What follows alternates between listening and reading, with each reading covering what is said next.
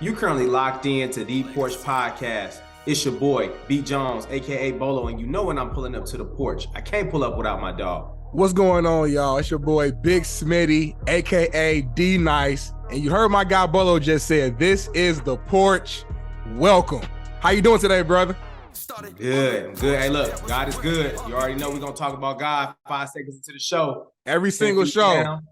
Hey, the show don't feel right. If we don't start off thanking God, the show just don't feel right. It's only right. It's only right. We here, we blessed, clothes on my back, roof over my head. Hey, we Come good. on now. Tuning in. And we got another special guest. Another very special guest. So excited to have her on and learn about her story, her journey. And for our audio listeners, I don't want to keep y'all waiting. So I'm going to go ahead and introduce her to the porch right now. This is a woman of many talents. She's a lawyer. She's a fitness influencer, IG influencer, and she throws down in the kitchen. If you didn't know that. Let them know. One, the only Aisha Barnes. Welcome to the porch. Welcome. Thank you. I'm happy to be here. Absolutely. So excited to have you on as well and just learn more about you. I've been following like your IG page for like a while now, and I feel like you're a very interesting person.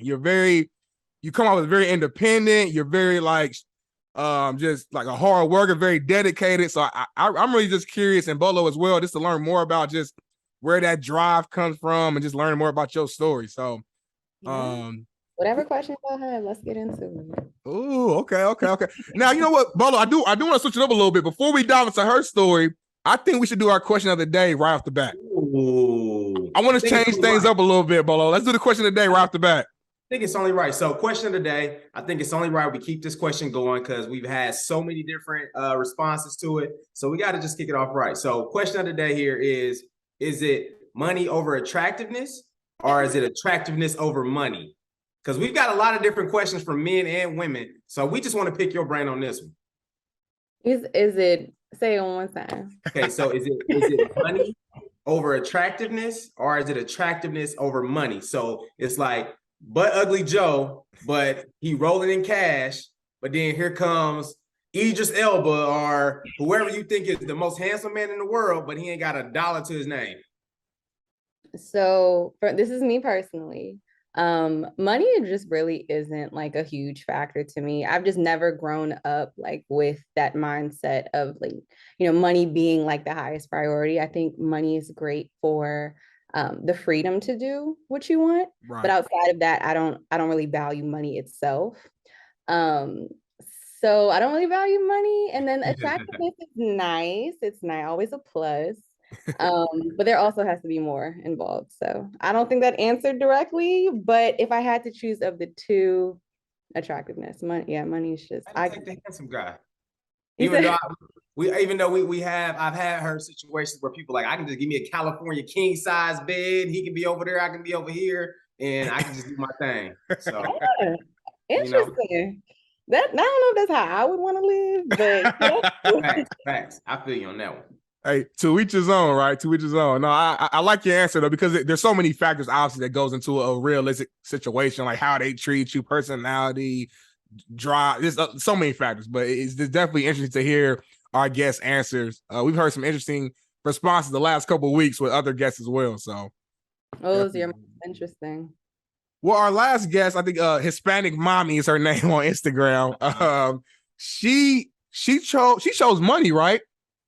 I think I think she ended up choosing. It was like on the fence kind of responses. It was like a two response where she was like, "Here's a situation where I would take a guy who has money, and here's a situation that's to why I would probably take a handsome guy." So she was on the fence with both. But then we had a guy on J18. Guys just automatically assume that it's like the money, because some people think like attractiveness, sometimes that wavers. If you're in a relationship for a long time, sometimes people ain't really looking at that, and it's about what you can bring to the table. Right. Okay. She's like, hey, to each his own. It's probably I think it's just a man's perspective. Like we just, the old school mindset of having to, lead the household, run the household, so to speak. Times have definitely changed where women are out here doing hustling and making bread and bringing their own money. So where maybe, there are more women out here who don't value money to the same extent anymore because they have it themselves too now. So Facts. Definitely good answer. But let's dive into you. Let's learn about you. So you're originally from the DMV area, right? Yeah, I'm from Waldorf. Waldorf. Now explain to us and to the Porch fans this what exactly, like, how was life like growing up in Waldorf? How was life like growing up in Waldorf? So, Yes. I mean, it was cool for me. I liked it. It was fun. It offered a lot of stability, I would say. Where I lived, it's like you're close to DC, you're basically in PG County at the same time. Baltimore is not too far. It's kind of like this epicenter for just like, there's so much around us. Right. And I really am grateful for where I grew up and how I grew up because it gave me a really great perspective on like Black excellence, I feel. I feel like a lot of other people from different states have different experiences being a Black person. And I was very fortunate enough to live somewhere where Black excellence was celebrated and it was normal. It wasn't like, I know, like, if I grew up somewhere in like rural Kentucky or something, like that may have been a different image growing up. But for me, it was like, I'm used to the state's attorneys and the judges and all these people like just doing amazing things. I'm used to seeing wealth and seeing Black people associated with it. And so I'm always very, very grateful for where I come from, no matter how many jokes y'all make about Waldorf being far. But yeah. Gotcha. And that's real. I think that's important to highlight, the things that you've experienced growing up, because social media is so big now to where like people, our age can really honestly say they haven't really seen like images of people in that light until like now, because they can see it like on a TV screen or see it on social media. So being able to see it growing up, you know what I mean, is something that's, I think, very important. It's like one of those things where it's a snowball effect, because if you see it and then you want to be it, and then you want to grow, and then next you'll have the people underneath you wanting to acquire and do the same things as you're doing. So then now you got that generational kind of consistency there, and that pattern that is, something that, as far as Black people, that we need to continue to be consistent with, of like creating that generational pattern of success. So that's beautiful. Because I grew up in Chicago. So, you don't, like you said, like you never really seen, the Black lawyers, and like even on TV, like you didn't see it as often. So, when you did see somebody, you heard of somebody like Johnny Cochran, and that was probably like the only person you really heard of, and then that was it. So right. That's a good point, man. And a lot of times, when you say in those communities, it's what you see it oftentimes plays a role in what you believe in. And that kind of leads to my next question. Like, who inspired you? Like, was it multiple people, I guess early on, or was there a particular person or group of people that inspired you to want to go this direction? So there wasn't like any person or group of people that I looked at and was like, I love their path, I want to take this path too. Right. But I would say that in terms of what has been most influential in my career path and where I am has definitely just been my parents. Good and bad. My parents are amazing people, super kind, super loving. Like I said, provided a very stable home for me. But I grew up in a very, very, very strict household, like very militant. So that kind of sparked my interest in the legal profession, because it felt like a lot of times like I didn't have a voice for myself. And so I just really knew, like at a very, very, very young age, that like I want to do something where I can have a voice, but then I can also be a voice for other people who are in similar situations. So that also, my parents were very, very, very strict about excellence. I had to be excellent. It wasn't good enough to set the bar or meet the bar. Like I had to beat the bar. Like that's what it was. And my dad used to always tell me, like, he was like, you are a Black girl, like you have to work twice as hard as everybody else to be seen as half as good as them. Yep. And looking back on it, like I'm grateful for the wisdom, but it's also like so sad to think that you had to tell like a 5-year-old little girl, like for the rest of her life, she has to work twice as hard, like right. It's like it's needed because this is the society we live in, but at the same time, it's just like think about how that impacts like young Black minds. So that, and then my parents also, they only have high school diplomas. My mom like worked from home my whole life. My dad like was a mechanic, but they were extremely hard workers, extremely hard. You know, no college degrees or anything of the sort, but worked so that, you know, like we had multiple cars growing up. Like we went on family vacations, we had experiences.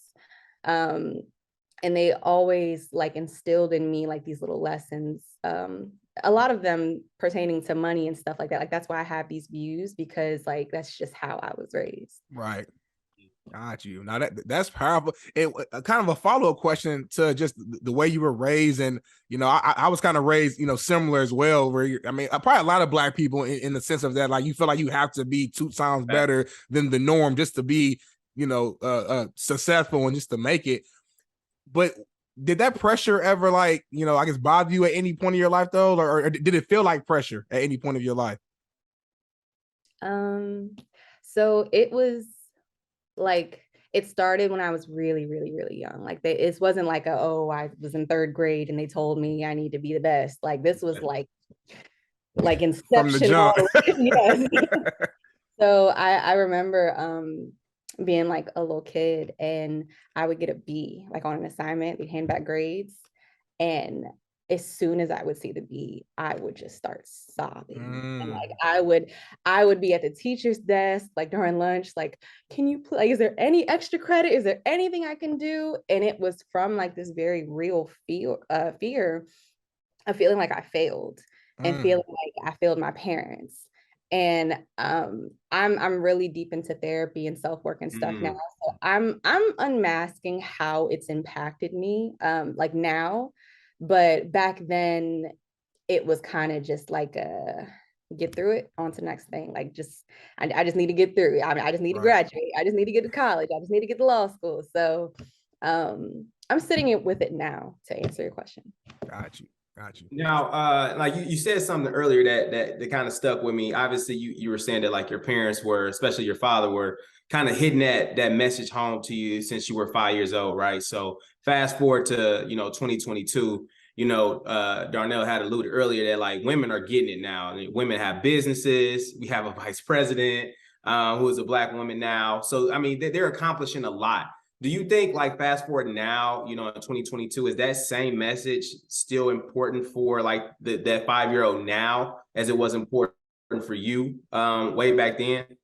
Absolutely. Okay. Ooh, I don't know if y'all were y'all ready to have me on the Porch podcast? This is the Porch. Like come on now. Talk about it. I can get my chest. Come on, please relax. Hey, keep it real. That's what we want. So back in, like 2003, a 5-year-old in 2003 compared to a 5-year-old now in 2022 is experiencing the same, if not worse, discrimination and racial bias and racism in the world. The biggest thing I hope that people listening take from today is that racism, slavery, bias, prejudice, these things don't cease. They don't stop. It's not like we had it, ooh, we thought about it, we don't have it no more. It starts, and then it'll go for as long as it can go until someone has enough sense to say, hey, maybe we should stop this a little bit.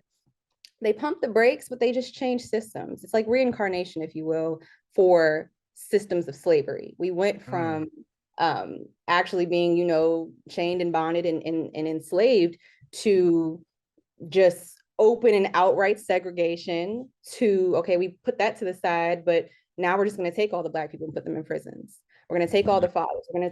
We are really going to dismantle the Black family. I sound like Dr. Umar. This is so crazy. But you preaching now, you keeping it real. I like it. I just, the biggest thing is like, these things don't stop. And then you also need to think that when America was founded, this country was founded on slavery. It was built from slavery. Colonization in itself is the taking from people who rightly own. So it's like the systems that were in place when we were enslaved are the same systems that are here today. Banking, finance, housing, healthcare. prison. All of these systems had had slave ties, but then also like racist and prejudicial roots. You got to think foundation of a system, the foundation, the core, the structure, right. that doesn't change when you introduce bias training. That doesn't change when you have diversity and inclusion programs and we put a couple Black people on some pamphlets and we say that everyone's welcome. It doesn't stop. It keeps going. But then your oppressors, the white majority, white supremacy, is going to do everything in their power to make it seem like it's in the past. I don't see color. I'm colorblind. There's no such thing as color. All my friends are Black. It's fine. You don't even know, like you weren't even alive back then. That's like not even relevant. We've made so much progress. When in reality, they're just keeping, Black people supplied with basic needs, very, very basic things that are owed to them. And then it's like, okay, well, if we can keep them satisfied with these little things, they won't think about the bigger things.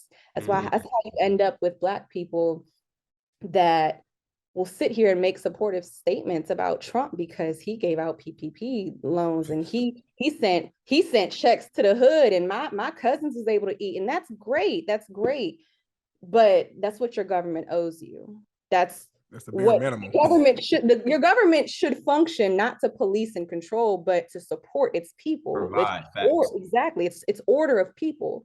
So it's like, okay, but they're so excited because it's like, oh my God, I got $200 in mail. I didn't get nothing when Obama was in office, but they're stuck on that $200 check.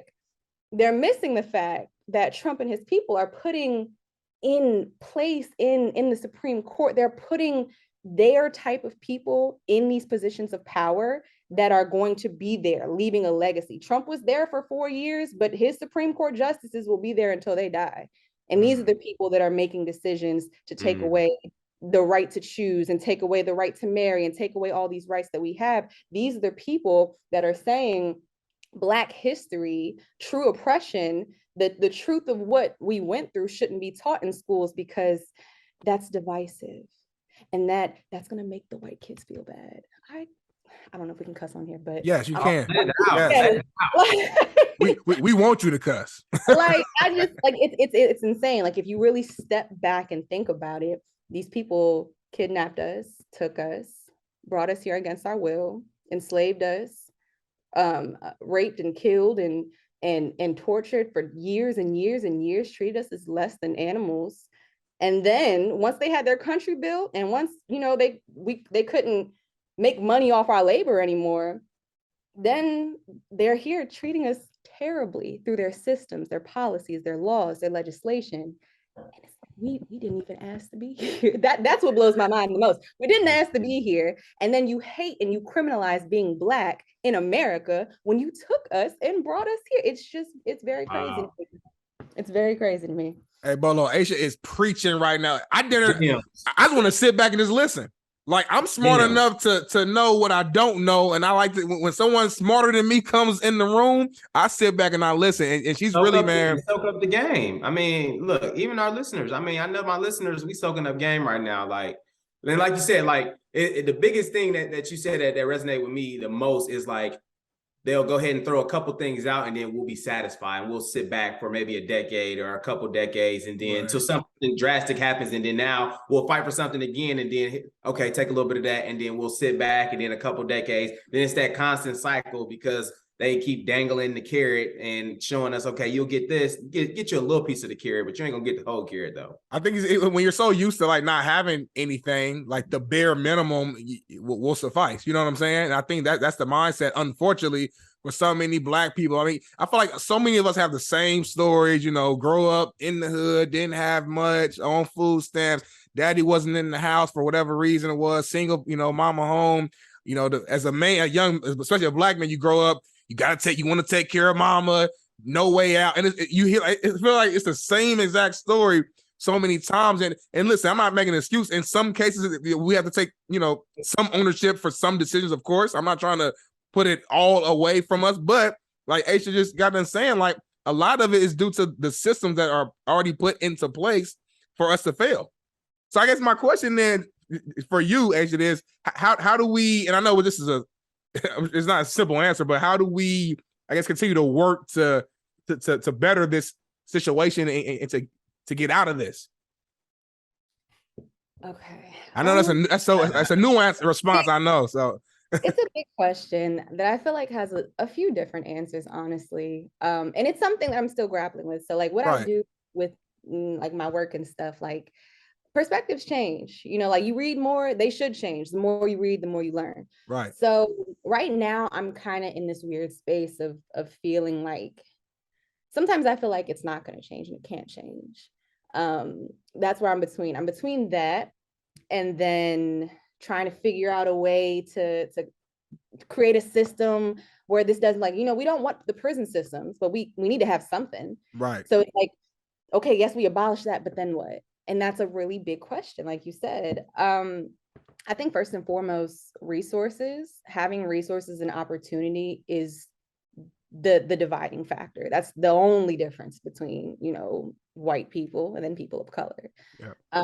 A lot, you think about crime, even in the abstract, why do people commit crime? I mean, like you can argue that some people are just inherently evil. That's an idea. But then you can also think that crime is really out of necessity a lot of the times. It's so many young teens here, like in the Baltimore area, like will get arrested for like carjacking and theft, robbery, like stealing, those types of things. It's like, okay, was he right? No, he wasn't right. But why was he taking? What did he take? What different factors in his life made him feel like this was the right way to go? Sometimes it could be as small as, I really just wanted a new pair of shoes. I don't got no shoes. And I'm in high school and I don't want to be teased about having old ass feelers or something that nobody wear. Right. Or, mom is a single mom with 4 kids that works 2 jobs and is a night nurse and she can't make it. She's also not around very often. So what type of guidance and direction am I getting? My dad's not around because the system put him in the prison system. And then it's just like, okay, so these kids are left to their own devices a lot of the time. People being left to their own devices, people choosing survival. I feel like that's a big thing. When you think about cities and why certain cities have more crime than others. So if you think about like Baltimore, New York, parts of Florida, Chicago, and stuff like that, you have to think there's a lack of resource and opportunity. So when there is a lack of something, it's survival of the fittest. Right. People who act in survival are going to act and make decisions that are very different from someone that acts in opportunity and acts in resource. You don't have to make those hard choices because you have other options. But then we criminalize people not having options, not having resources, going to schools where books and things aren't updated. There's lead in the water. I sat with some kids once and I asked, what is your favorite thing about your neighborhood? And they had nothing to say. Wow. It was to the point where I had not even prepared for something like that coming from Waldorf. Right. There's a lot of things I can say about my neighborhood, clearly, that I liked. Right. But I asked the kids and they had nothing. And I'm like, not even like a basketball court, like something that, makes you smile when you go right. home. Nothing. And so it's frustrating for me when people have so many thoughts about the prison system and have so many thoughts about crime. And we look at people as like, oh, they deserve to be in there. Oh, like they're just inherently bad, do away with them. And it's just like, you cause the problem and then you're punishing people for, just being products of their environment. Please remind me what the initial question was. I'm so sorry. that was listen. I love it. Like, I got a separate question now though, based upon that. So let me ask you this: you're someone who obviously a woman of color, a woman and a woman of color. You know what I mean? So that's 2 minorities, being a woman and a Black woman. What was different about you? Like, meaning that you have had a ton of success to this point in your life, right? With the systems being the way they are, you still found a way to penetrate through that and still reach a ton of success. How can we have more people like you? And I'm not trying to put you on a pedestal. I know we're, none of us are perfect, but I'm just saying, like, you are a good example of someone who's been able to reach high levels of success despite the odds against you. Why can't we have more of us like that? What's your opinion on that? The answer is opportunities and resources still. So how I look at it is, think about it in terms of like a set of spoons. Everyone has their own set of spoons. Right. Everyone's set of spoons is different. You may have 5 spoons. I may have 20 spoons. Bolo may have 7 spoons, but they're like diamond encrusted or something. You know, who knows? Right. But everyone's spoons are different. So when it comes time to do something, the capacity that you have to do something is going to be different because your resources are different. You can only work with what you have. You only have this set of spoons. So I think about it a lot in terms of law school as well. Like, there are people that get up every day and they're married and they have 4 kids and they're in law school and they finish everything on time and they get straight A's and it's amazing. And then there's me, who is exhausted and tired and struggling just a little bit. Right. But we have different sets of spoons. She might have a husband that watches the kids and people that cook for her and wealth to get a private tutor, whereas I live by myself. I handle things by myself. That doesn't mean that I'm not as capable. It doesn't mean that I don't have the same drive or tenacity. But if I start here and she's starting here and we're going at 10, it's not going to equal no matter how far we go. Right. And so it's so frustrating when people make this arguments like, like they're lazy, they're stupid, they don't know stuff. There are plenty of people from the hood that make it out and do great. Look at little baby, look at whatever the case may be. And it's just like, just because one person was exceptional beyond the circumstances does not mean that everyone else has the capacity, the drive, the resources to do so. Like, it's like, you know, you start a race, someone can start the race fully refreshed, 8 hours of sleep. You might have started the race, haven't slept in 3 days, didn't eat, ain't had protein in 2 months. Like, it's very different. And so to say that just because one person can do it, everyone else can do it, I think is a fairly ignorant mindset, because it just completely disregards the different things that people go through, especially with mental health, especially with all these other factors. No 2 lives are the same. You cannot expect 2 people to do the same things, sometimes even with the same resources. Damn. That's real. That's real. And the reason I brought that question up, because I like she eloquently just stated, a lot of people, you know, make those comments. You know, you see so-and-so, look at Jay-Z. You know, they take the most successful Black person they can think of and use them as like the example of to why we all should be able to do it. But like you just said, I mean, resources, circumstances, like everybody's life is totally different, and no 2 lives are the same. So, man, that's real. She preaching, Bolo. I know we keep saying it, but man, like this might be one of my favorite episodes already. We ain't even done yet. Look, out the gate, we ain't even into the meat of the conversation yet. This is just the beginning. So obviously, you know, being a lawyer, and you got people that's walking that same trail and blazing that same path as you are right now. I guess what is like your advice for people who are like going in that same direction and may experience different you know circumstances and have a different set of spoons, like you said, right? What's that advice that you would give that person who needs to get to, you know, that finish line?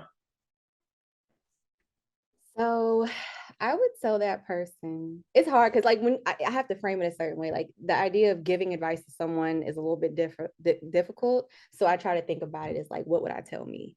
So what would I tell first year law student Aisha?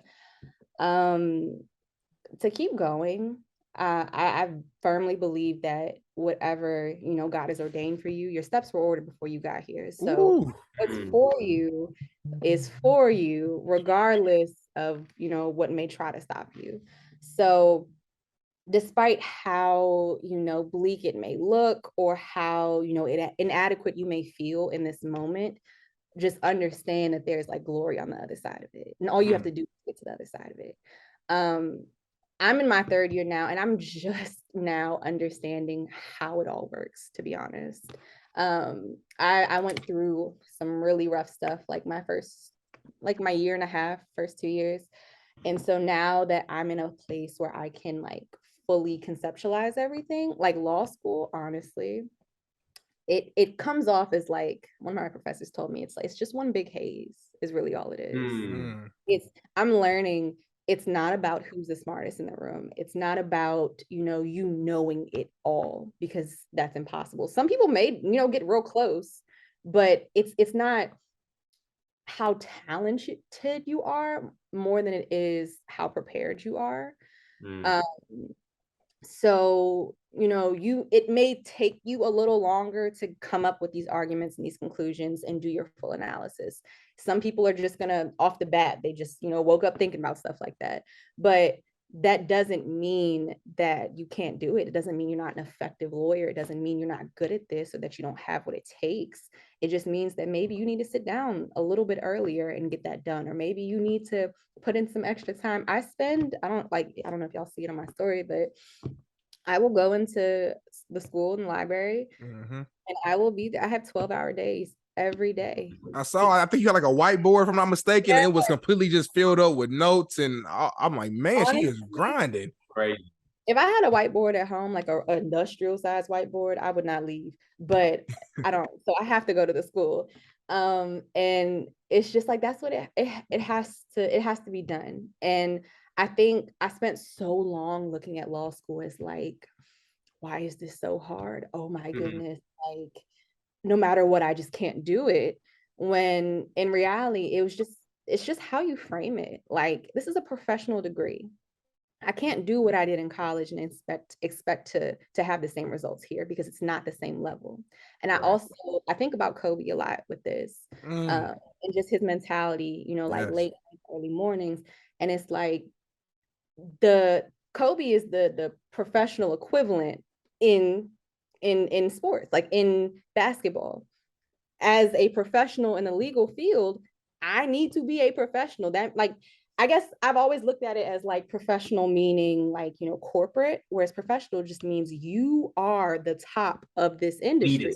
You need to know it. So when I started looking at it like less like college and more like, I need to be the Kobe of law school, right? It really changed my perspective. Like, I do need to be putting in these hours. I do need to be here every day and sometimes not sleeping just for the right now, because I want to be a professional and I want to if I'm going to be tasked with solving problems in the world and people entrusting me with their lives and things, like, I need to at least give it Kobe effort at the very least. Bare minimum. Shout out to that's my GOAT. By the way, everybody knows me. Side note, y'all know I'm huge Kobe guy. RIP to my GOAT. So I think that was a great comparison right there, man. That Mamba mentality, using that, taking that into whatever field you're in. One thing I did want to touch on before we move forward is, you mentioned that your first year and a half was pretty tough, and you don't have to go into specific details, but was there ever a point in which you were thinking about like giving up or just moving on and switching directions? Let me tell y'all, it wasn't even a choice at a couple points of my law school journey has been so just non-ordinary and just very tumultuous, to be honest. So, I mean, I will share with y'all, because I've shared before. Okay. I experienced domestic violence my first year and a half of law school. My first year of law school was on Zoom. It was pandemic, pandemic law school. So that's nearly impossible. Like, I mean, not to cut you off, but like, how can you do, like, law school is already hard as hell anyway, and then you're doing it virtually? That's but continue. I'm sorry. But then that also means, like, I was living in isolation with my abuser, and I was also in law school at the same time. So it was really hard. It was really hard. It got to a point, I was also like severely depressed and suffering from anxiety, but I just didn't realize it at the time because it just felt normal. It felt like my usual. So with that, it was to the point where, like, I would wake up and I would have just enough energy, just enough capacity, just enough spoons to log in on Zoom and sit here, camera off, and log out at the end of the day. And that's all I could give it, because that's all I could do. And so my grades showed it.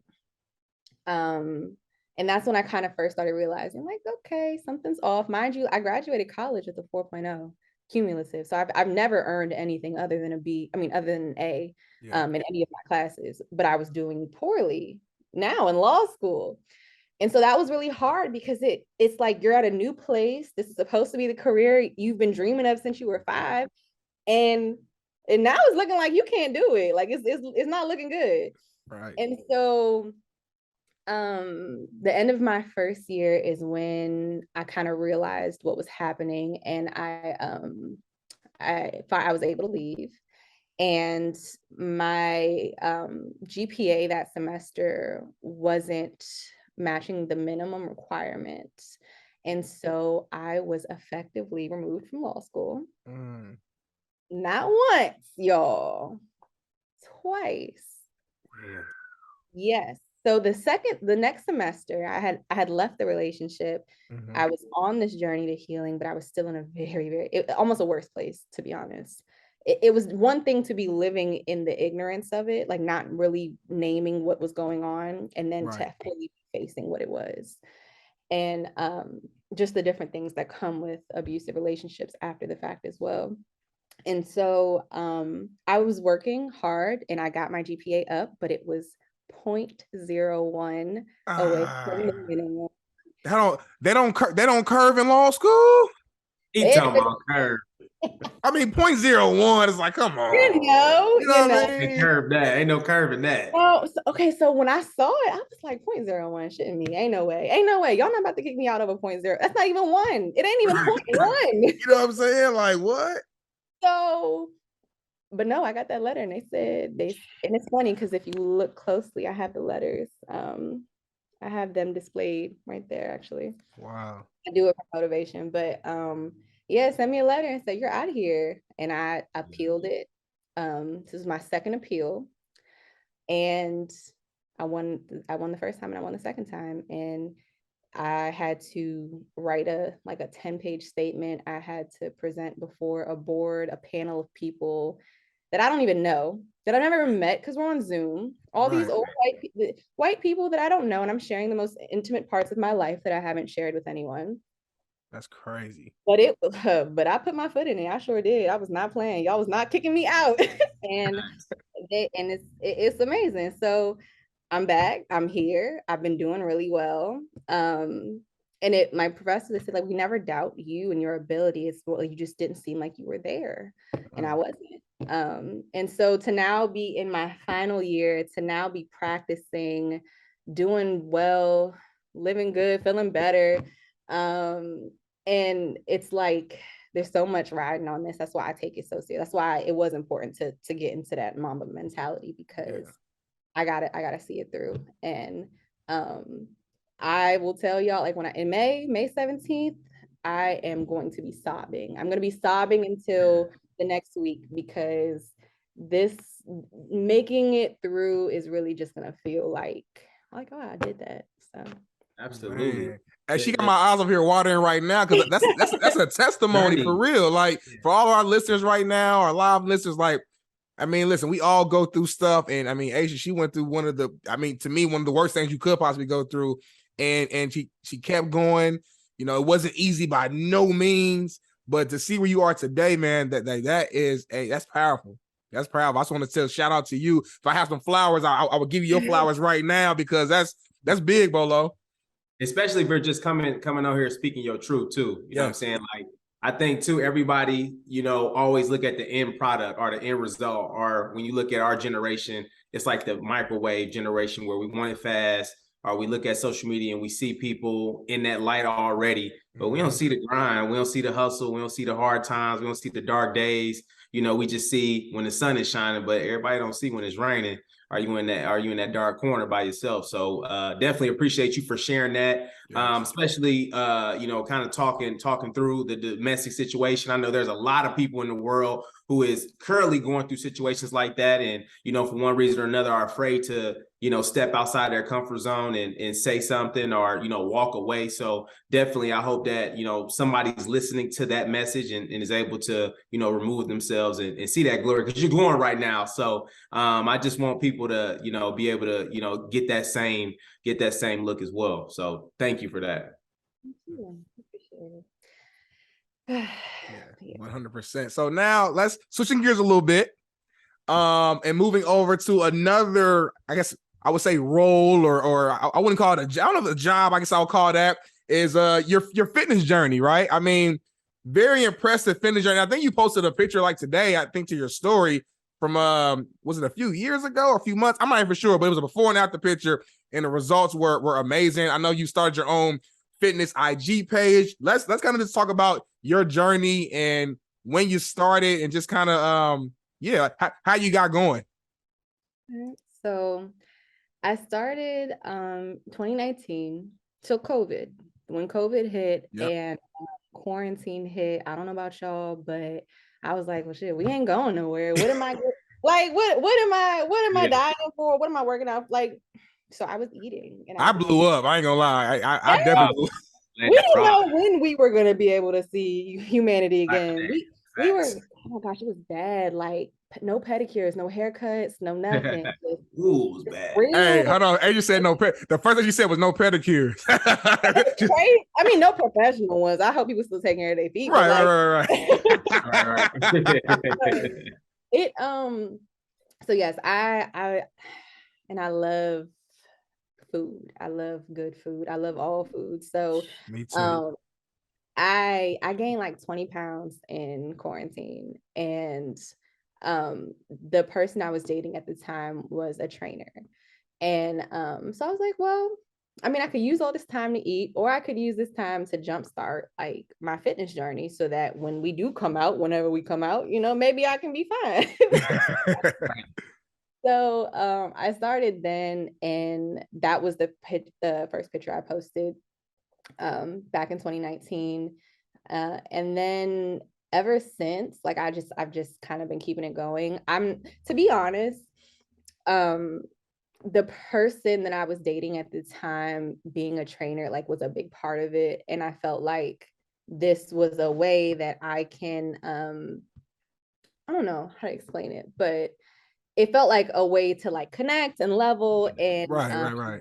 Even just from like the DV perspective, the domestic violence perspective we were talking about, like a lot of times in situations like that, there's an issue, you don't necessarily want to address the issue, so you try to fix all the little things around it. Like, where can I fix? And so I'm like, well, maybe if I try, and maybe if I start working out, then he'll be proud of me, or whatever the case may be. Right. And so that's how it started. And it started as like for his praise type of thing. Right.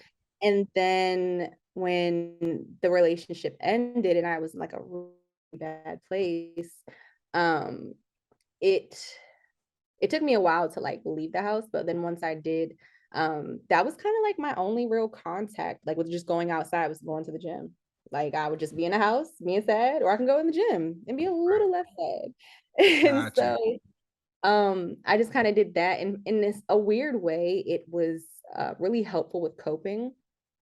I don't know how to say this without it sounding a little dark, but basically it's like, I feel like a lot of people experience things that are out of their control. Like, things happen to you, things happen that you didn't want to happen, that have really hurt you, and you're in pain because of it. And the gym kind of felt like you feel a pain in a way, you feel a burn, but you control that burn, you control the reps you do, you control the steps, you control how long you hold out and how long you let this hurt. And in a way, it kind of just felt like the one thing that I can control. I may not control, what's happening to me, what's going on, school or anything else, but I know if I go to the gym and I do what I need to do, I'm going to get what I want.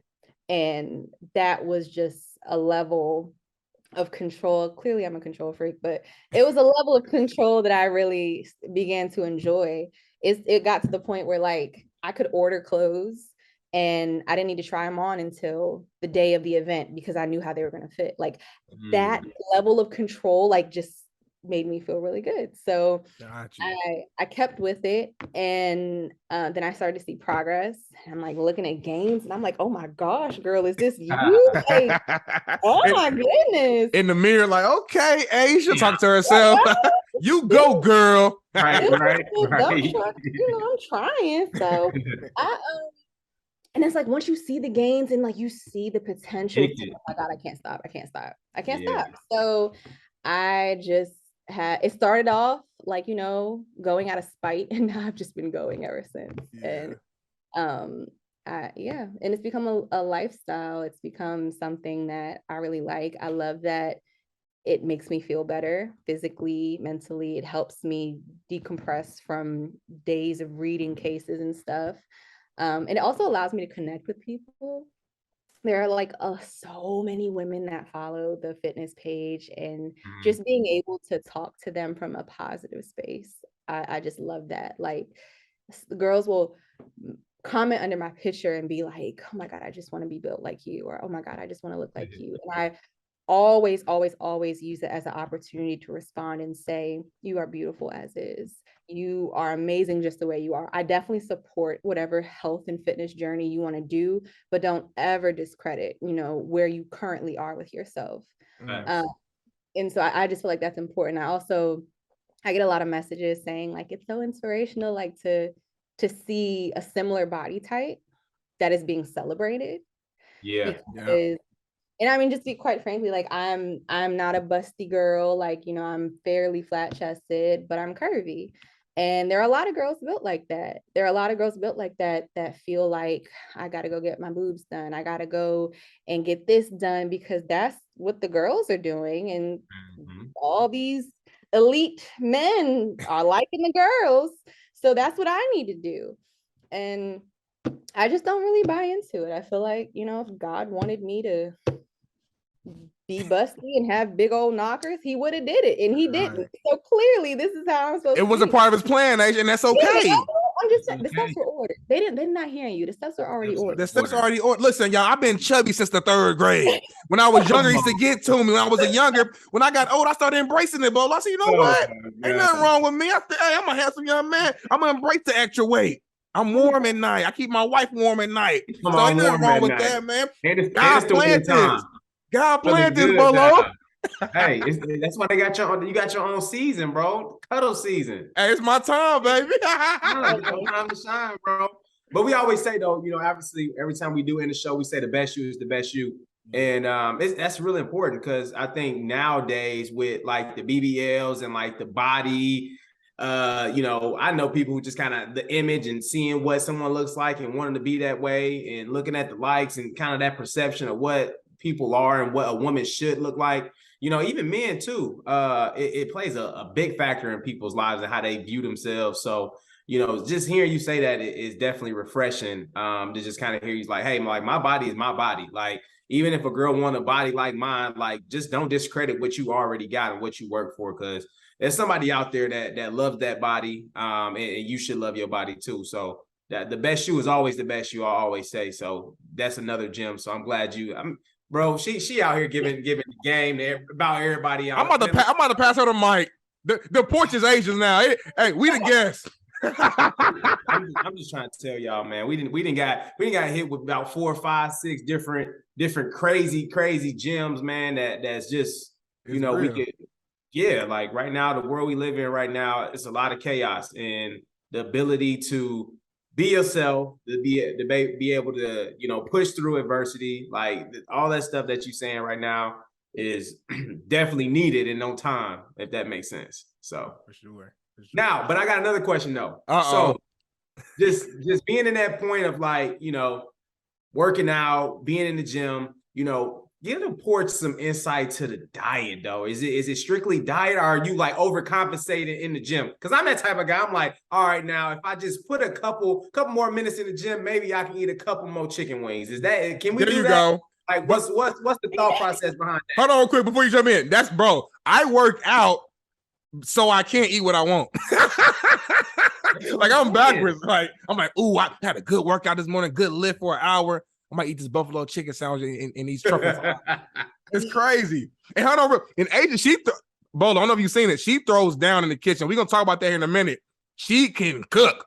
So I know like she gotta be eating good, but your stomach's so flat. I don't understand. Like, give us the keys. What are you doing? You need it. Okay, so I'm gonna be very honest and transparent with y'all, like everybody else is. I don't really post my food or like my diet because I don't really diet. I don't believe in dieting, to be honest, and I don't believe in weighing myself. I don't believe in weighing myself either. Okay. Because I feel like my body is going to tell me exactly what I need and what I need to do. I think we all need to be a little more intentional about listening to ourselves. Your body is going to tell you, your spirit's going to tell you. So it's like just being in touch with your body's needs, I feel like is really important. And my body will tell me what I need on certain days. So if I know I'm lifting heavy, I know that it's going to be very protein focused. I know that I'm going to be eating some form of chicken, turkey, or salmon. I'm going to have some type of eggs. They're going to be yogurt, like granola, like just knowing what the different groups are and what they do. I just feel like is all you really need to know. There doesn't need to be a set diet plan unless you have certain conditions or things going on. But this is just what works for me. Right. So just making sure that I keep my protein intake up. I do eat clean on certain weeks where I really focus on like hydration. I'll do like juices. If I know I have a photo shoot coming up, I'll probably not do fried foods or nothing super heavy. It's just planning, honestly. It's just planning for your body's needs for that day. So I don't really diet. I love pasta. I love food. I love all kinds of things. And I do agree, I work out a lot, so I feel like I deserve to be eating good. You know what I mean? You put the work in. Hey, I'm gonna be real with y'all, man. I can't be that guy in there trying to give me some pizza or whatever I want to eat. And I'm in here with a book logging my macros and you do that. I can't be doing all that. See, I know people who do all that stuff. Like I'm not counting calories. Like, you know what I'm saying? I'm eating. I mean, let me get a shake too. You know what I'm saying? No, like, bro, I got an Oreo shake last night. Ooh, come on now, fire. But my point is, Rick, I'm glad you said that, bro. Like when I eat food, it's like I enjoy it. Like it's my time to just like, it's almost part of me just like recentering. Like I had a busy day. Like I'm about to eat. Like after we get done with this podcast, I'm gonna eat. I'm about to go somewhere and meet up with my guy. I might eat some mango habanero wings. I already know my order. Some fries, and they got this frosted rose wine slushy, and that's gonna be my order, and I'm really gonna enjoy it, and I'm not gonna be ashamed of it. Like you live one life, and listen, I'm not trying to preach bad health. I'm not saying that, but like Asia just said, do what's best for you. You know what I'm saying? Like you know your body. You know your body. And just your goals and what you're trying to do. Some people aren't trying to be here for a long time. Some people are really trying to enjoy the time they are here. It just depends. True. But in terms of like my body, I don't waist train. I don't do any ridiculous activities in the gym. Most of what I do is on turf. Like I don't really do many machines or things like that. So it's honestly genetics. I'm about to say you just blessed, huh? It's genetics. Well, I will say just proportion is genetic. Yeah. So, like, I mean, you see, like, clearly in that first picture from 2019, I got big. Genetics ain't stopping all that. Right, but I have always been much smaller up top than I am bottom half. So I even have like over like where my ribs are, it's just not very much like fat. There's just not very much like meat there. So if I stretch or do something a certain way, like you can see my ribs. And sometimes people are like, oh my God, like, did you get surgery? Do you waist train excessively? And I'm like, this is just how it is. And I think that's just the way it is. It is. I do work really, really hard. Do not get me wrong. I do full body hit every gym day. I do legs every gym day. I work out really hard, but I think that there's a lack of transparency in the health and fitness community. I think that there are a lot of women who are either naturally built like me or cosmetically altered that push these waist trainers and these flat tummy tees. And it's just so, it's unhealthy. It's sad. Like, so I just try to be very intentional about the message I put forward with my fitness journey. So Facts. And I think too, and I'm not, obviously, women don't kill me, okay? I'm just giving y'all my thought. You know, it just goes back to like everything, everybody wants everything quick. Like you think about like the flat tummy tees and the waist trainers, everything is like, and you wear this for 2 weeks, you know, for 13 hours a day, like you gonna be looking like you know, Mulan or something, like just all in the skinny in the torso and everything, just all just proportion and everything. Like it's, I don't know, man. I just think certain stuff, man, ain't meant to be squeezing you like that and squeezing your organs together like that, man. Like you said, a lot of stuff it looks good from the outside, but man, it probably ain't the best for you at the end of the day. So, for sure. Now, before we go to our final segment, Aisha, like I said, I have been following your page for a while. I be seeing people in your comments, they be going crazy. You often do things with your story where you say, ask me anything, and people ask you questions. And one question that I've always see come up is, are you single? Oh, okay. I thought you was gonna ask something else. Oh, okay. What you thought I was about to ask? You can't say that. You can't say that, and then you the interviewer. You asked, what you asked? You asked, am I are single? you single? Yes, I'm single, y'all. I'm single. I'm always single. Like I feel like it shouldn't be, it's so strange to me when it's a question being asked, because I'm just like, y'all should just always consider me single, because I always am. Like, no. Now let me follow that up though. we just broke down your life, right? You are a career-driven woman, smart, independent, got her own money. She's physically attractive, you in shape, can throw it out in the kitchen, boom, boom, boom, boom, boom. What's going on in the DMV? What are the fellas out there? What are they missing? Like what? Because they must be, they're not bringing something to the table, obviously, because there's no way. I don't know. Talk to me. Educate the porch. You don't get me started. So you follow me on Instagram. You don't follow me on Twitter. I think I do follow you on Twitter. You must know. So, I don't think it's the DMV specific. I think it's just men. And you could, mind you, if you had a male guest, he'd probably say women. I'm not, because I feel like whenever I say something about men, it's always like, but women. It's like, well, I'm not fucking talking about women. Right, like, we talking about us right now. Women, and you talk about it, but this is what I'm talking about right now. So I feel like the dating pool is just, it's got a little piss in it. It's not a pool I want to be in. Got a little piss in it. Pissy pool. I'm good. I just don't think that people tend to move with pure intentions very often. And sometimes even if people do have really good intentions, it's hard to find a person that is able to step outside of themselves and see things a bit more broadly. Like I always like seeing the forest beyond the trees. I notice a lot of like issues and things that happen in relationships or just conflict is just a lack of understanding.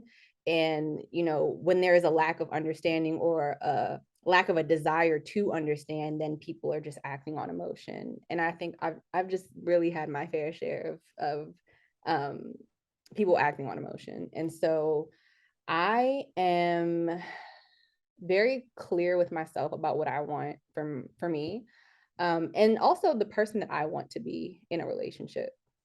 And so I just don't think I've found any type of connection that fits what I'm looking for. Can you break that down to the porch fan? Because people gonna be listening. They listening loud. They want to know. Okay. She said, okay. It's just crazy because this is like a very big question that I get, and I don't ever really answer it because I'm big on people being themselves. Like you need to be you as fully as you can. You don't want them faking this to try to get their foot in the door. Yeah.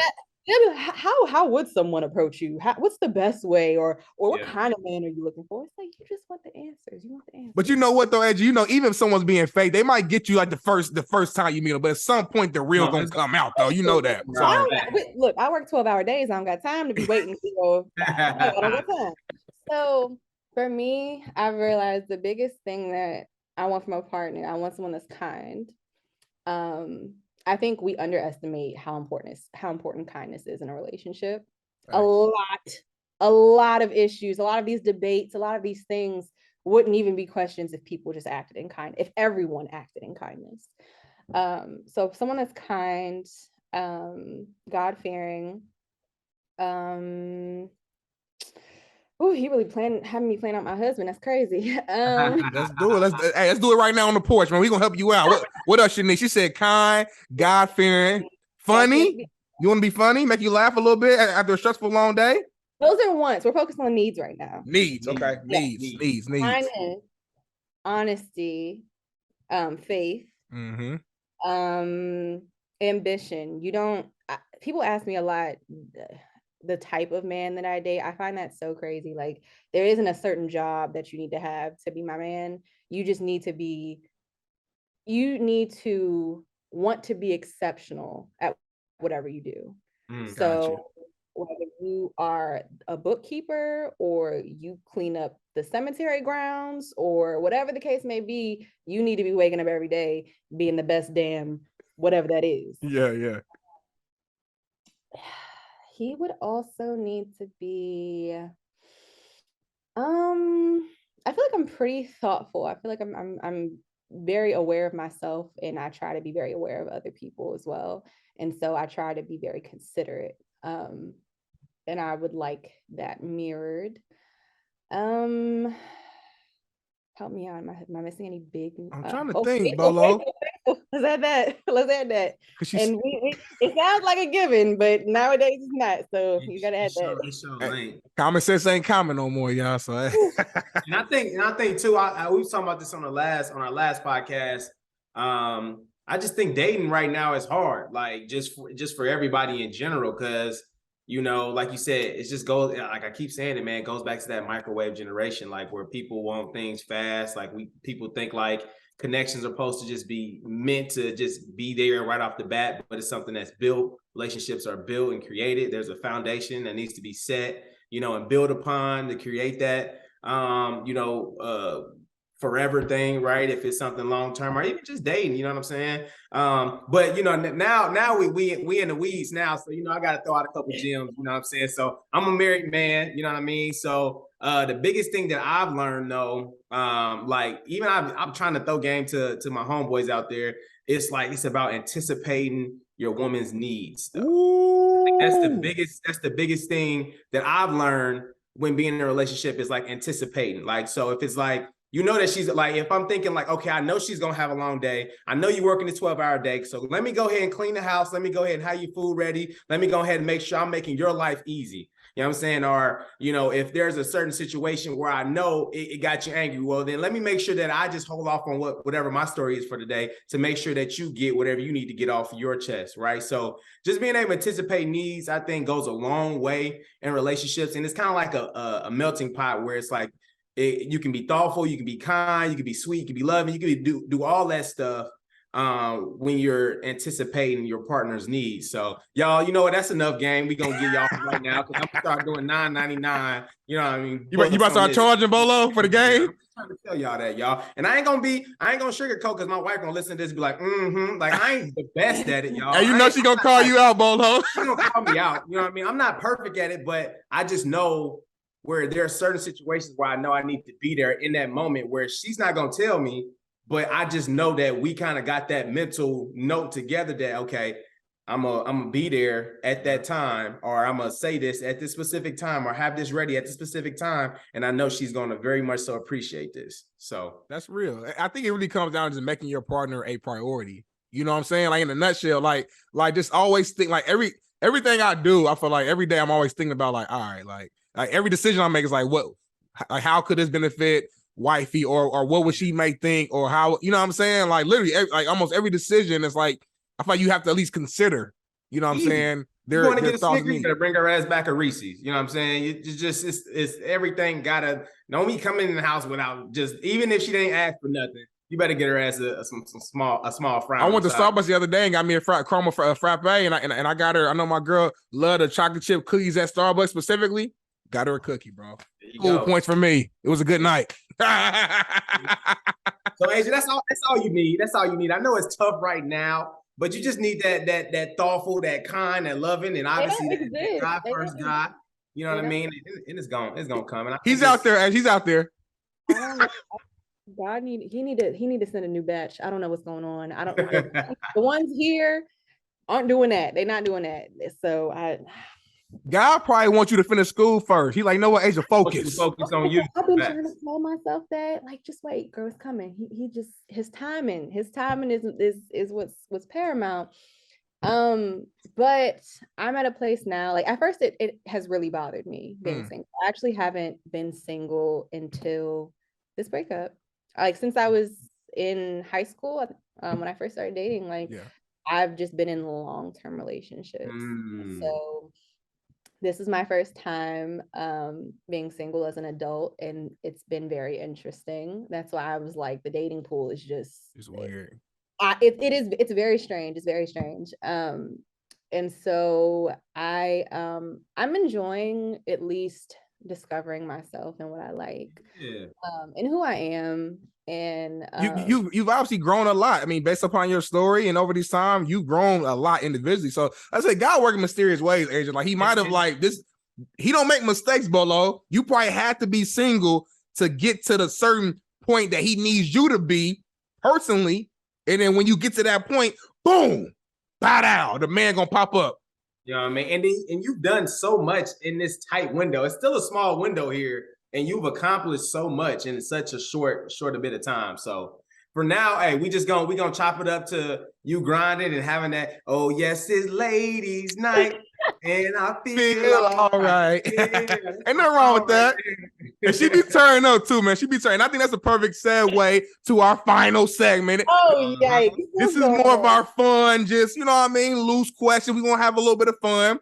Bolo, let's start off real easy. With the first question, you want to take the first one? I'll let you take it. I'm gonna take the first one. All right, this is real simple. This ain't.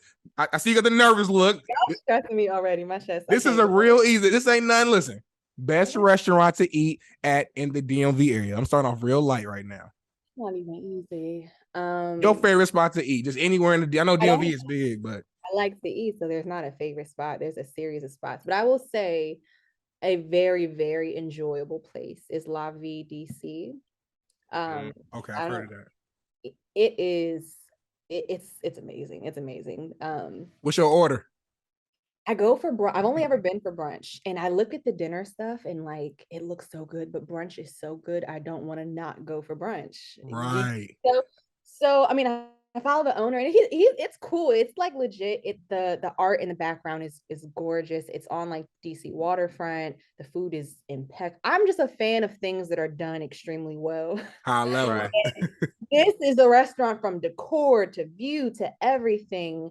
It's just done well. Like rappers, athletes and stuff, like they have their release things at this penthouse place there. So it's amazing. It's amazing.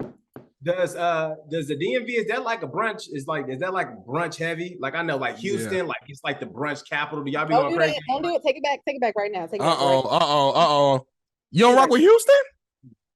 I'm not gonna speak on things that I don't know about, but I do know about DC, and I know that we do brunch. Brunch is a Olympic sport out here. It's a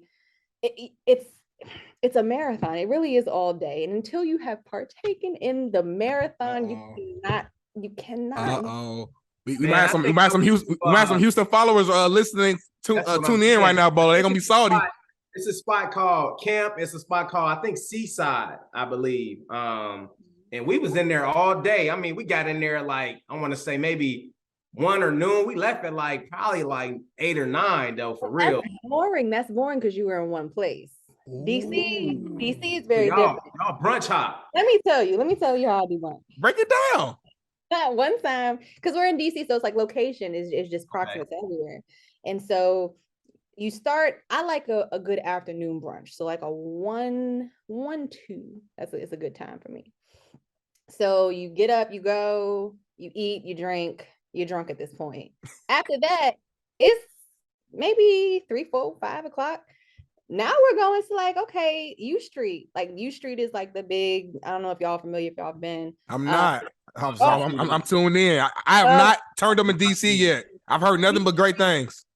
U Street is just like our strip of clubs, bars, things, just like nightlife. It's nightlife in DC.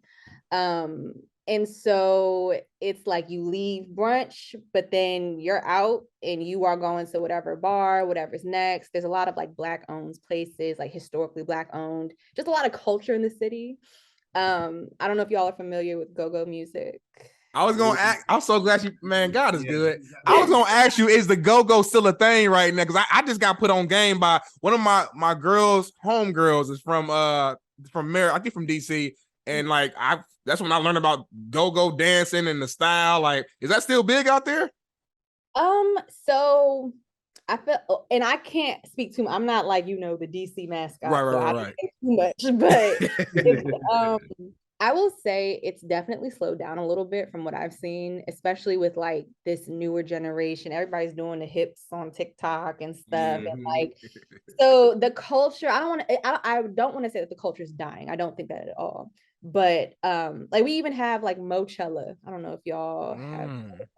It's like a festival in the summer where it's just a go-go parade, and it's like you have all the bands and you have like this, it's just rich in culture and just rich in just Black people. And so it's like you could be leaving brunch out on U Street and it's a couple kids playing music, or you'll see them on the four-wheelers and the dirt bikes and stuff, or then you'll go to another lounge. At this point it's only 7 o'clock, like you're still having a time. It got to a point where we did all that and then we had a concert to go to. We went to see Lil Durk that night, and it was such a marathon. It was such a marathon that like we were drinking water and taking Tylenol throughout the day, because you need to keep it together. Like I'd be damned if one bitch in this group is not making it with us to the concert tonight. So drink your water, here's your ID, and take your Tylenol as needed. Hey, and I already know you the leader, making sure all the friends are staying in order. Hey, no, come here. We not throwing up today. ID's ready. Get your ID out, girl. Hurry up. Single file line. So I would say how I was raised and what we talked about, I'm a homebody because that's all I've ever known. So I didn't go to U Street. I didn't go out to the clubs until like the world opened back up. When clubs and stuff opened back up, that was my first time going. And so that was an experience. I'm not like the super party type of friend. I do host and stuff because of business, but yeah, it's a time. And it's a time that you won't get in Houston. So that's all. Okay. Hey, D-Nell, we're gonna have to make a move out there, man. Me and you, the Porch. The Porch. We're gonna have to hit a couple brunch spots in DC. Let's do it. For sure, man. I love it. Well, let's go to the next one. What's one thing about yourself that may surprise others? Interesting. You take your time and think about it. Yeah, like these are. This is the Porch, Aisha. I don't know in the other podcasts you've been on, other shows. We get down to the nitty gritty over here. Something that people would be surprised to know about me. Is that what you said? Yes, it could be anything. It could be like a hobby, a weird hobby that people might think, or whatever the case may be. It's hard because I feel like I'm fairly transparent, like my life and like what I do. I will say, don't quote me, but I will say, I enjoy my singing. I don't want to say I can sing. I feel like that's a very strong claim to make. I can sing to me. Don't. I mean, for you to say that, but she said it, Bolo. I mean, I don't know if that like should mean you sit back and let her grab the mic. I mean, what does that mean? Hey, it don't mean that. So I am just, it's something I've been doing since I was a kid. Like I was very into it, still very into it. I sing all the time, but I've just always been so afraid of singing around people. Like if you aren't just in the car when the song comes on, you just will never know. And so I think my best friend is the only person that's like heard me sing for real. Well, best friend, we're gonna have to go ahead and you're gonna have to have the phone on the side and just record real quick so we can really get a feel for them vocals. Are you a drunk singer? Like you was lit right now. Like, would you have the courage to just start singing in front of everybody? I'm just curious for the next time we have you on, we might have to like mandatory shots and drinks before the show. I will say, I actually don't drink. Got You know, you. I actually Okay. don't drink. I never have been a real drinker. I would have to in social settings. I don't know what it is about you folk at the parties that feel like everybody got to be drinking because you drinking. Me being drunk does not change your drunk experience. I promise. Right. So It's a fact. Hey, it do be a lot of pressure by your friend. Like, oh, okay, I guess I get a drink. It's So like, but a couple months ago, I decided to stop on my terms where it's like if I feel like having a sangria or a glass of wine once every now and then, sure, but right. outside of that, I don't drink. Gotcha. But Maryland residents just voted to legalize cannabis in the state. Yes. And So, listen, I'm in LA, so I mean it's been legal out here. must be nice. But yes. So I mean, yeah, I don't drink, but who knows? Got you. Enough said. I understand. So got you. So Okay. we got the next one. You want to take a bolo? You want me to get it? Talk to me. All right, I got one. You get the last one. Okay, cool. Let's get it. All right. All right, we kind of talked about it already just a little bit, but what are your biggest turnoffs and turn-ons when you're talking about men? I have so many. Are you ready? Dang, she came. Oh my God, she got the notebook. And that's why I feel like I'm just not gonna find my man, because what if God is like, Aisha, you have too many requirements. I don't even make them like this. See, you really hold on for our listeners. She really got a notebook right now, y'all. She has the real notebook. Like, I'm no joke. She has an actual notebook, pen and pad. Oh my God. I always have a notebook. Don't worry about it. But okay, so biggest turn offs. Number one, these are just my personal pet peeves, y'all. Please, Yeah. you know, it's the porch. But long fingernails on a man, I cannot do. Me personally. My pinky kind of long right now too. It's long right now. I'm about to cut this motherfucker off. Gotta keep going. As I say, personal preference. This is just what else do I not like? Men that like try to compete to be the bad bitch with me. I feel like it's very crazy. I feel like that's very crazy. Give us an example.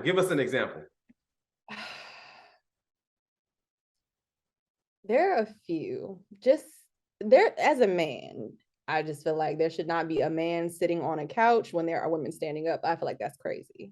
That's crazy. I understand, like, you at the club and all, and I get it, but it's just like very crazy. Another example, I think like my freshman year of college. Oh my God, this was so long ago. I think I had just met somebody or was talking to somebody, very briefly, didn't really know him too much. My birthday came around and he was like, yeah, you know, something, let's go, your treat. And on my first of all, on my birthday, like there was just so much wrong with that. And I'm just like, are you for real? Like, I don't know. I feel as though Black men and just men in general should definitely value themselves to the fullest. You should always value yourself, for sure. But I feel like a lot of men are being raised with that full value of self without valuing women. And that's where it comes like this, I'm the prize, I'm gonna do this, I need it this way, I'm entitled. And I'm just like, who is the princess here? What's going on? Like, it baffles me. That's stressful. What else do I not like? People who are not like people who haven't cut ties with their past. I feel like they're big red flag. Gotcha. Some people will say like, oh, you know, I'm mature, you know, like we're cool. I mean, I get it, but at the same time, I don't, because it's like, yet being cordial doesn't require like friendship, ongoing friendship. Fact, that's true. Yeah. So it's like, I don't like if why is it of such importance to have this person from your past remain a part of your present in your future? But some people feel differently. Some people are like, I'm best friends with my exes. Nah, that's real. But like, if I run into you at the store, at the grocery store, yeah, hey, how you doing? All right, it's that for me. I love it. But like, you ain't got to talk to him on a daily, right? Hey, I would hey, tell y'all. I ain't gonna even cap to y'all. I'm in the store. I'm in aisle 2. I take my aisle 3. I'm fucking around. Out. It's just unnecessary to me. I went on a date once. All my dating stories are bad and that's why I don't date no more, because it's crazy. But he just, every time we get in the car, on the dashboard, real big, Jasmine's Calling would pop up. Ooh. And mind you, this is date 1, date 2. So I'm not gonna say nothing crazy because you're not my man. But at the same time, that's very unplayer of you. Because why is your phone not on Do Not Disturb? You said unplayer. That's a real unplayer. Yeah. And then she just kept calling. Like every time I was in the car, which wasn't often, she would call. And I was like, look, this is crazy. Yeah, I don't understand what's going on. He's like, no, it's just, yeah. There was no real answer. There was no conclusion. So I just realized that there are a lot of people that just aren't very good with boundaries. Okay, wait. So let me just preface this. Is this a DMV thing? Is this guy from the DMV? Yes. Okay. DMV is like 3 states. Like it's not. I feel you, but then I'm starting to get a little, kind of a rhythm here. To be fair, my social media, I'm a social media influencer on Instagram and Twitter. So the reach is very like global. And I do encounter a lot of different types of people and from just vastly different places. And doesn't matter the age, the profession, who you think they are, who they portray them. It does not matter. It's just like, it's the same. And I hate that. And it's not even like I'm generalizing, but it'll be the same type of like, just not much substance, or has a wife, what kills me about the men today is like, you DM'd me with your profile picture as your newlywed photo. Yeah. And then when I go to the page, last month, y'all were at the Festival of Lights and you're saying how much you love her and all these things. And it breaks my heart because it's a woman out here really in love with your ass. And here you are embarrassing her.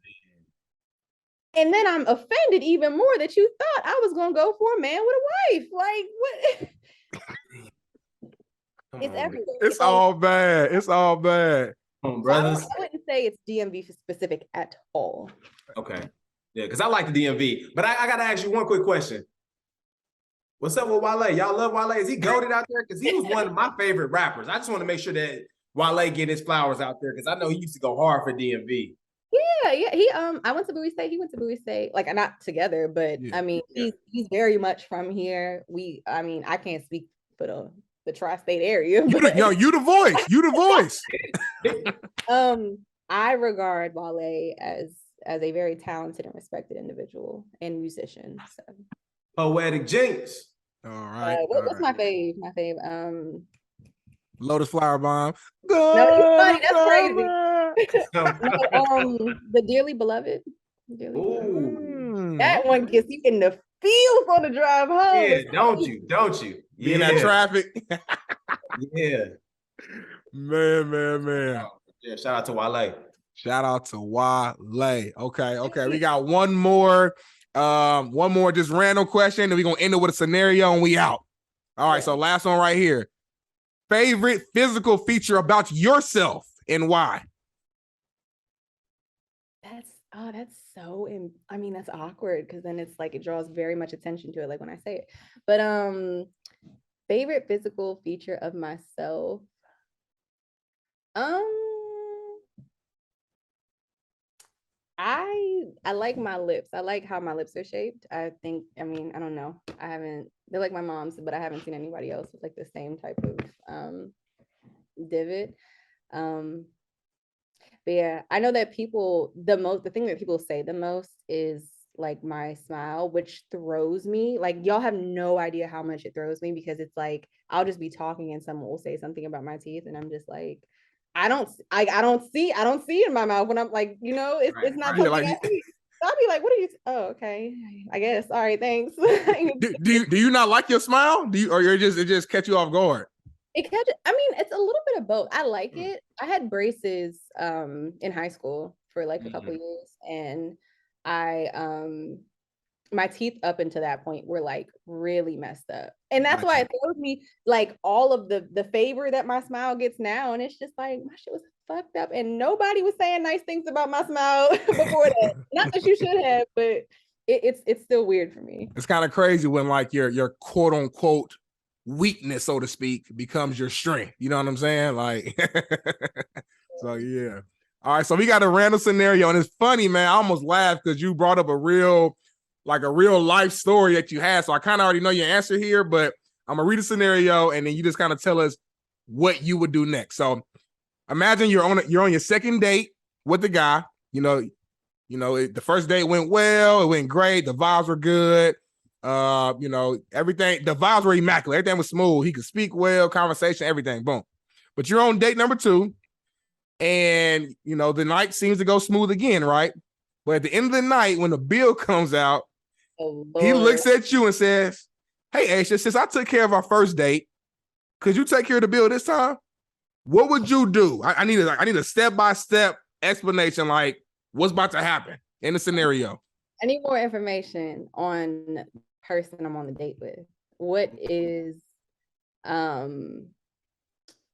his status of wealth at this point? Okay, I'm gonna say this. I'm gonna say, let's say he makes $150 a year. Let's say he makes $150 a year. Okay. $150 a year. He definitely can take care of the dinner. It's not like he can't do it, but he took care of the meal your first day so for whatever reason in his head, you don't know if it's a test, you don't know what it is, but for some reason he wants you to take care of the second day. Okay. So what I would do and then why.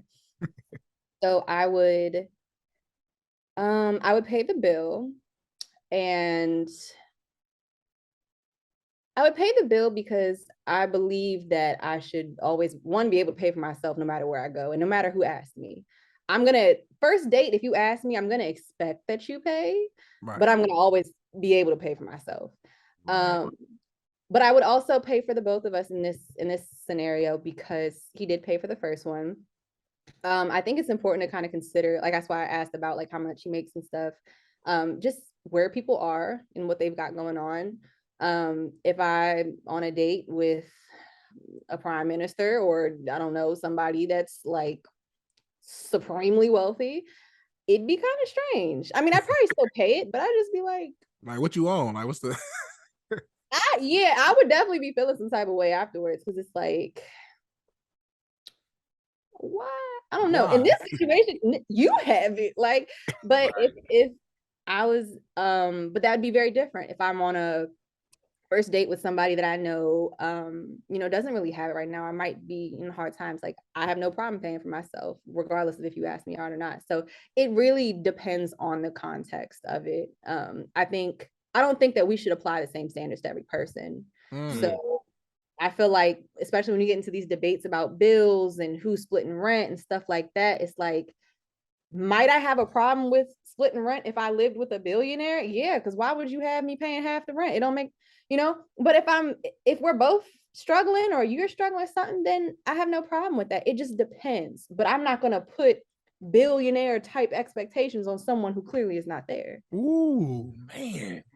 She just ended. Hold on. We started the show with some gems, Bolo, and you looking up thinking about everything she just said, and we just ended the show with some gems. She's not putting billionaire expectations on thousandaires' pockets. Is basically what you just said, man. So, wow, what an amazing way to end the show. And but let me be real, like, Asia, this is one of my favorite episodes, just for multiple reasons. We learned a lot.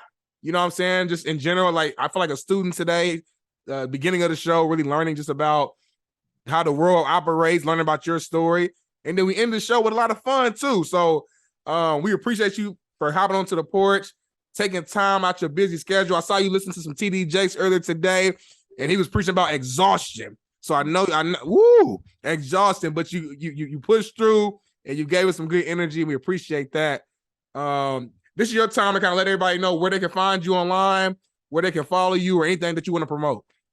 All right. So my Instagram and my Twitter handle are Aisha Marie, Aisha Marie.